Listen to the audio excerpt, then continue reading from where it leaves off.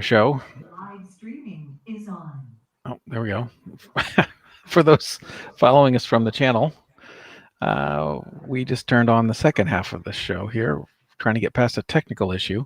Yeah, you dropped out your video again. I'm out. Nope, now you're back. No, Who it knows? might just be switching when my voice comes on. Yeah. Well, we'll figure it out. So, where were we? We're going to get to our stories. Oh, yes. So the community was up in arms in general because essentially they're being hacked by a researcher. I mean, it wasn't a malicious hack, but it was a malicious action because if that bug gets into the kernel, it's going to make the kernel less stable. So what it was, it's kind of like, the difference between pen testing and a hack. When you're going and you're working for a company to try out maybe the security of their firewalls and you're trying to break in, that's a white hat action because you're attempting a break-in, but you're doing it with permission of the company so that they can learn more about what's happening. And they're aware that it's happening, so they can account for that because you're not really trying to shut down their company. You're trying to help them, not hurt them. But if you go and do pen testing and and act like a white hat actor without notifying them, then you are in fact, regardless of your intent, you're a hacker because you're trying to shut down their system. And it's not welcome because they didn't invite you in to try out the security of their system.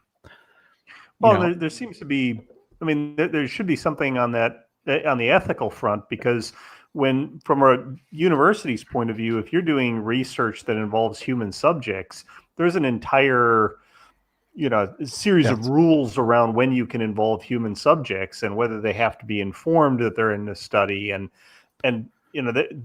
these people, University of Minnesota was involving the Linux community in research without their knowledge. So it seems like they violated an ethical standard there. I would say yes. Ironically, they have apparently a different committee whenever it involves human subjects. And the earlier committee declared that because this didn't affect humans, because people don't use servers, I guess. Oh. Because this didn't involve humans, it only involved computers, that it didn't require ethical review. Which, just, as I just said that out loud, of course, it comes across as silly. Yes, breaking into a person's computer affects that person. Yes.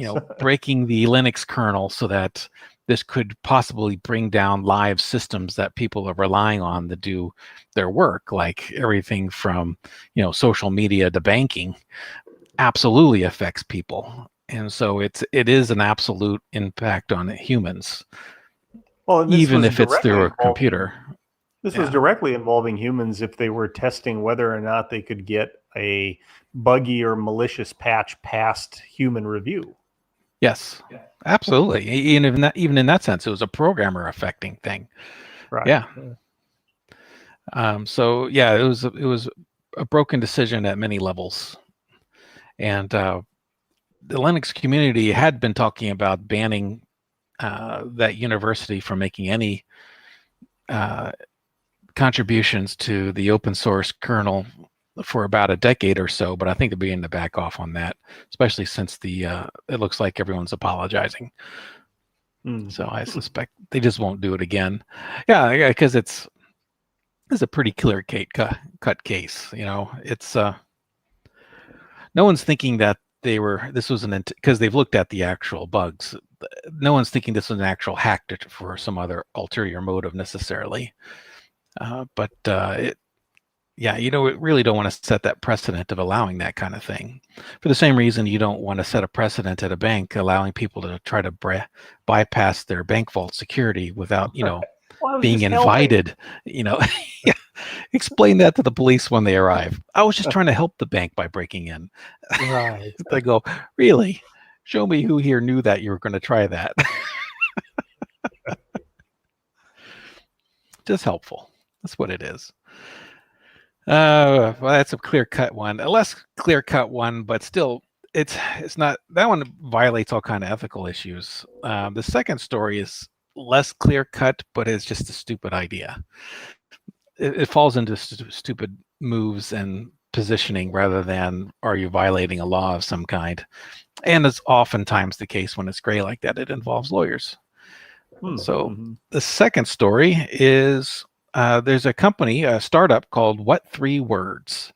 And the principle behind this company is, I mean, the concept behind what they do is actually fairly interesting. Basically, they split the entire globe into 3-meter square, or I should say, into small squares. The entire map of the surface of the planet into small squares, and assigned a series of 3 words to represent that one individual place. And I get the impression when the startup first began, they were kind of like searching around for a purpose of their being. You know, it's an interesting algorithm. And in theory, it makes it very easy to describe where you are, because instead of, you know, giving a bunch of GPS numbers and digits, you can just say, oh, I'm at, you know, Apple Red Friendly. You know, it says Apple Red Friendly. That's my front door. Yeah, and so it's an easy to remember, easy to locate. And there's enough words in the English language that in principle, you could in fact describe perhaps uniquely each cube of Earth.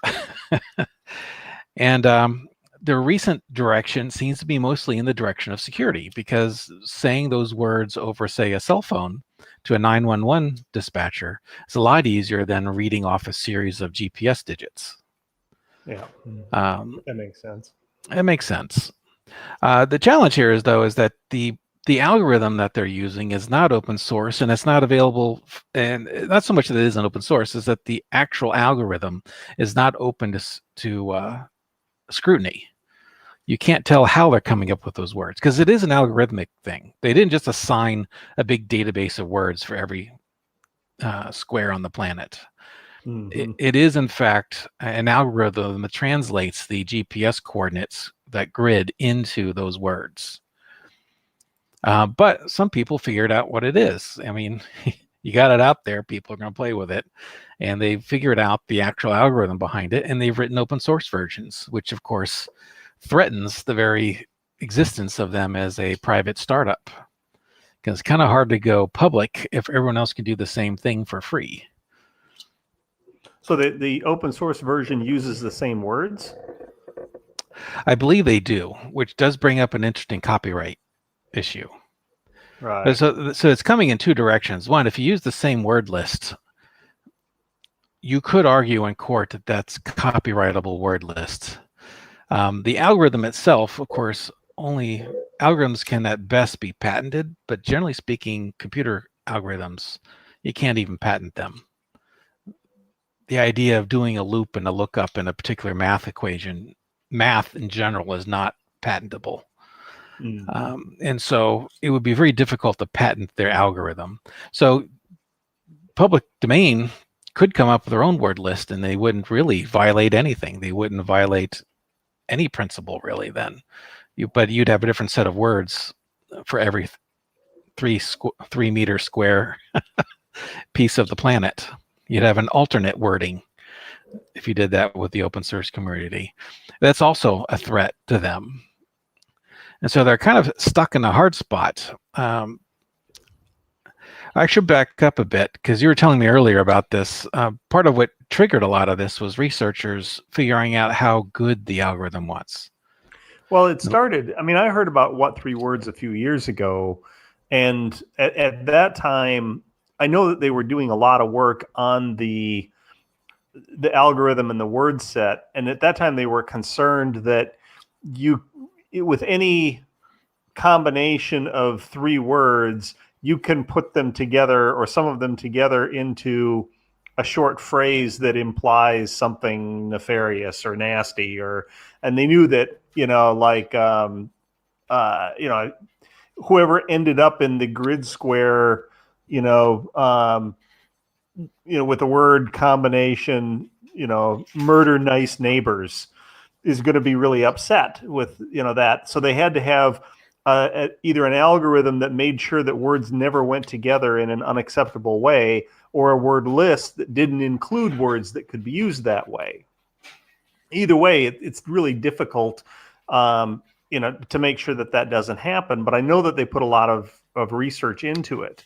So the story that came up this week was that researchers were looking closer at not that issue, but whether there were ever words that could easily be mistaken, where where you could be confused by either listening to or speaking where the words were like homophones.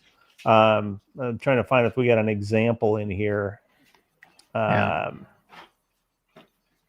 Like insight versus inside would be very easy to, if you were reading that out to a 911 operator, it'd be really easy for them to make a mistake about what word you said. So the researchers were looking at, if there was a mistake in a word, is it ever possible that the two grid squares that include those words are, say, within 5 kilometers of each other?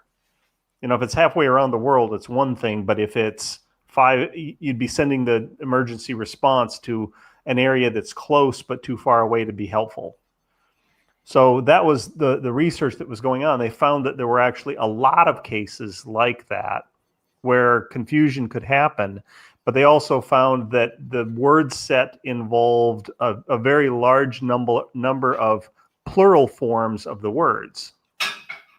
And that could result in, where the 911 operator who's transcribing it just has to make a 1-letter typo, just not type the S or type the S, and you've now got the wrong grid square. So difference between large green log and large green logs with an S on the end would be very easy to mistake one versus the other. Okay, that makes sense. And well, with that, so they found a flaw in the algorithm. And so you could perhaps come up with a fix that removes some of those similarly sounding words, the plurals of words. And I guess in some ways, if you were hoping this translates into other languages, probably words that have similar meanings too, like fast versus quick. Right, yeah. It's a very difficult thing. And what brings that up is lately I've been doing a lot of English to Spanish translation, and more often than not, when I translate something into Spanish and translate it back into English, it comes back with a different word. And then if I try that different word and go to Spanish and back to English, it comes back to that same word. In other words, a lot of the homonyms, or not homonyms, but the, what's the English term for two words with the same meaning? Synonyms. Synonyms. A lot of synonyms came back to the same English word. Okay. They would all tree back into the exact same thing. So, but in theory, if you have 3 words, you could have a translator and it still work. Mm-hmm. In practice, that'd be very difficult. But Seems like there'd be a lot of border cases where like it works most of the time, but then it doesn't work just enough of the time to be really dangerous. Yeah. I kind of wonder if they had put a number at the end of it, even if it was just a single digit, they could have done what the equivalent of a checksum. In other words, if it was, I don't know, quick brown tree, then he said 7. I mean, it's still a digit, but it's a very simple one. So right. if it really was quick brown trees, well, that would come out to a checksum digit of, say, 2, so that the operator typing it in, quick brown tree 7, and it would fail. So, oh, well, let's find some words that are similar to that come out with a 2, and it would come back with a list of closest words. And they go, oh, there's the 2. That must be what they meant. Interesting. Well, I think that when What 3 Words, I may be wrong on this, but I think when they came out with this, part of the proposition was that they would never change. Once a grid square had 3 words associated with it, it was permanent. And even a promise that if the company went out of business, the word list and association would be publicly released so that people could rely on this. So now you have researchers uncovering problems. How do you resolve that without breaking the current association? That's difficult. Because when it reminds me of the Unicode standard. Unicode wasn't developed by one person Mm. over the course of a month or two. That took a decade plus of a lot of people being involved because there were a lot of players trying to use it. And there were a lot of gotchas and different methods. And so it took a lot of time and effort to collectively come up with a standard that still nowadays has flaws to it, but it's better because I had that many people monkeying with it and because it was public. Not to suggest this should be a UN project. All right. Because then the replacement for what 3 words will take a decade to come back. Now to get back to what happened after the researchers. Oh yeah, that's right. The original purpose of this. Right. They start talking about, this problem because that's what security researchers do is start investigating, find a problem, talk about it, talk about solutions. And the original researcher, posted results and others started to jump on board. And eventually one of them posted a link to an open source project called What Free Words. Kind of funny that What 3 Words and What Free Words could easily be confused. The 3 words have similar sounds. Yes. Homonyms, if you will. Yeah. What Free Words in What 3 Words, the company took great exception to this and started serving up legal threats to the security researchers for sharing links to those projects. And these projects are like on GitHub right now. You can easily, I'm not saying you should, but if one were to go to a common search engine and type in, words free and what, but in a different order, you would find the project in the first link. So this You're trying to avoid a lawsuit, aren't you? Don't worry. It's coming. No, not at all. It's coming. But yeah, so What 3 Words is kind of becoming, well, they're acting not the way that you would want for a company that is, they're trying to position themselves as being helpful to the community and helpful to emergency responders. And when researchers are pointing out a potential problem, the researchers are getting served with a lawsuit or with legal threats. Yes. And they're boy, it's an open net because the researchers being researchers went in posted and uploaded the legal threats. So you can read them themselves if you want to.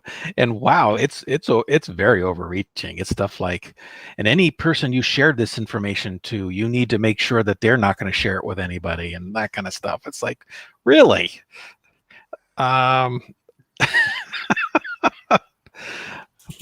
Yeah, including the open source code.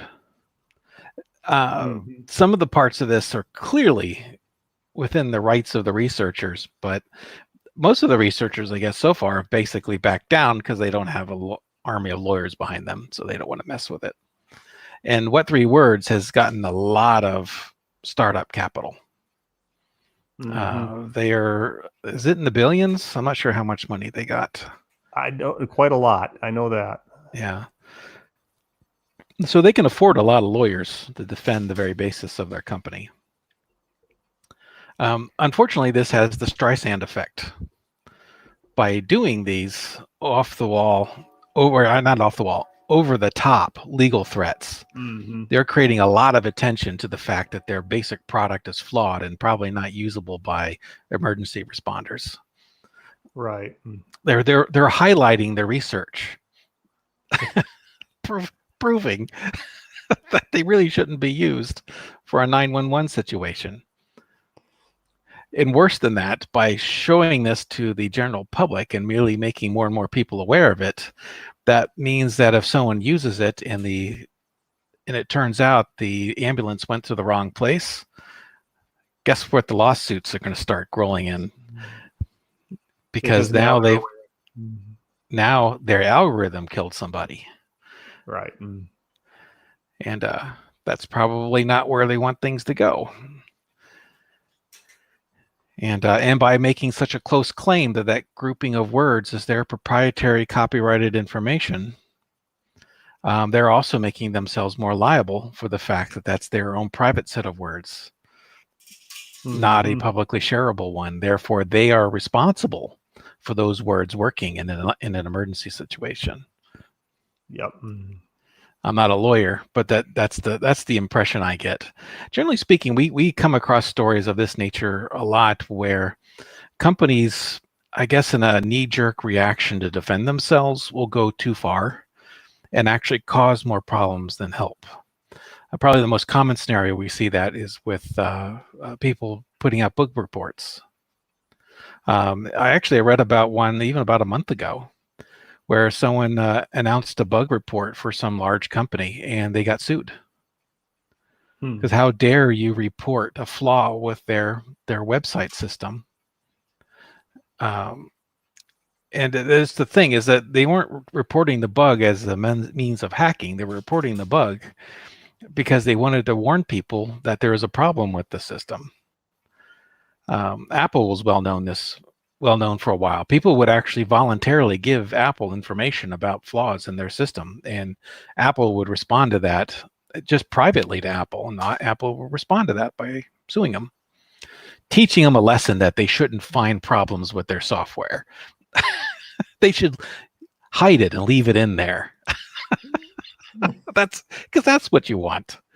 Right. Or just privately share it with the hackers. That's much better. Right. That's much safer than reporting the bug to the proper authorities. And there's a market for that. I mean, nefarious people will pay big money for a zero-day exploit on software that can be used to really cause a lot of havoc. Yeah. It seems like punishing the white hats on this is not a good long-term move. I mean, to take it out of the technology space, can you imagine what effect things would have on the police department if you reported a crime and they turned around and sent you to jail for being complicit in the crime because you reported it? Right. Yeah. Because clearly you're part of the crime. You saw it, right, and you reported it to the police. That's a confession. That's a confession. Makes you part of the team. On the surface of it, that sounds ridiculous, but also the effect that would have on the community, that calling the police for help can put you in jail, is really not the message you want to send. Right. That is a really bad message. And yet tech companies have done that in the past. It's just, I can't. Yeah. Now, if you were in the place of what three words, where you've got this going, what's an appropriate response? I mean, on the one hand, they don't want to send people to an open source alternative, but sadly, I don't know what to do for them, because this is kind of like in the early days of the .com bubble, when people would ask me to, and I didn't like it when I did this, so I didn't do it very often. They would ask me to have me do a technical review of a startup they're wanting to invest in. Like one of the potential investors would go, "John, could you tell me if this is technically possible?" And more often than not, the answer was, yes, what they're describing to you is technically possible. It is a horrible business to get into because what they have won't muster anything in the long run. And I was usually right. Right. It's like, yes, starting a web hosting provider that has gray bars on the side of the screen instead of red ones, yeah, that technically is possible. I'm exaggerating because it wasn't usually that bad, but that gives them no marketplace benefit. Right. And if someone had asked me to evaluate, because I like you, I had heard about What Three Words a few years ago, and I thought it was a fantastic idea. I did not know that it was a startup. If you had asked me back then, well, how will they make money off this? I would be going, well, they're not. It's a great research project they're doing, though. The start of something that's very useful for the world, but I don't know how, because they're doomed, in my opinion. Because no matter how well you did that research, there's always going to be a new problem. Languages change, things shift, and either the world as a whole has to work on that word list, or you own it proprietarily, and you will have more and more problems as time goes along, and there's no way around it. Well, that's why I think that the core technology that they would have been in a better position to, to turn that core technology into a free and open source thing, and then build their company around services or add-ons or premium type stuff that relies on that. You could build products or integrations into phones that would, allow you to put in the what three words and it would navigate to it. Or like we talked about last week, the little beacons, would show you on a device what 3 words square you're on right now. There's a lot of things that they could make or sell or market on top of that to increase the popularity of it. But like trying to hold in and own the word list itself seems counterproductive. Yeah, they could have done it as a software as a service, kind of like how geolocation for IP addresses is done nowadays. Well, in that case, that's not the greatest comparable example, but it's usually done as that. They'll give you a certain number of lookups for free if you connect to their API. But if you're a high volume vendor that uses it, maybe in a reliable scenario, they could have sold the 911 services that lookup service. That could have been done, but made the algorithm and the tables open source so that the world as a whole could work on them and analyze them and make them better. And competitors could have popped up, but they wouldn't have been, the authoritative source of information. You can place yourself in that position. Right. I mean, that doesn't always work. It is a riskier direction. Just ask MongoDB. Right. Yeah. For those not familiar with that company, they made an open source database that the world can use. And what they found is that it worked really well for a while. You could run your own MongoDB server if you wanted to, and you didn't have to pay them anything because it was open source. They didn't own the software, but they also sold a online service where you could rent services with MongoDB running. And then Amazon said, that's a great idea. So they started doing it and really cut into their revenues to the point that MongoDB made the newest versions incompatible with, license-wise incompatible with Amazon. And Amazon said, fine, we'll just fork it and give it a new name. And now there's a lot of competitive, they think they call it CouchDB or something like that. Right. Now there's more and more competition, which is really putting the hurt on Mongo. And as more and more people use CouchDB and some of the alternatives to MongoDB, they're no longer using the name MongoDB, which means their reputation's tanking to some degree, or at least not as growing as much as they can. I don't necessarily know that they're tanking, but I don't know. I mean, if it's you're going to build spot on top of an open source model like that, you've got to give up on the idea that you're going to be huge, massive. It's possible to build a very viable, profitable company, but you'll get to a point where getting any bigger just brings in more competition. So you can have a viable business. You'd probably just it's not going to be a unicorn, $1 billion something or another. You'll be the next Red Hat, but you won't be the next Google. Right, exactly. Red Hat's I think the IBM owns them now, but prior to that, they were a pretty big company, but they were no Google. Right. And so, it's relative. You'll just get very rich. You won't get insane rich. Obscenely rich. Yeah. I don't know, though, that what 3 words will make it to the very rich category either. I don't know. Yeah. It kind of shot themselves in the foot at this point. Yeah. Well, we say that, and yet there's an old saying, there's no such thing as bad press. No such thing as bad publicity. I don't know. Maybe they'll roll it into something else and they'll be just fine. We'll see. Predicting humans is hard. Okay. Is there anything else we need to talk about this story, you think? No, I don't know what. I didn't see the clock. I don't know what. We got plenty. We got plenty of material. Yeah. Okay. Let me just do the rollout here.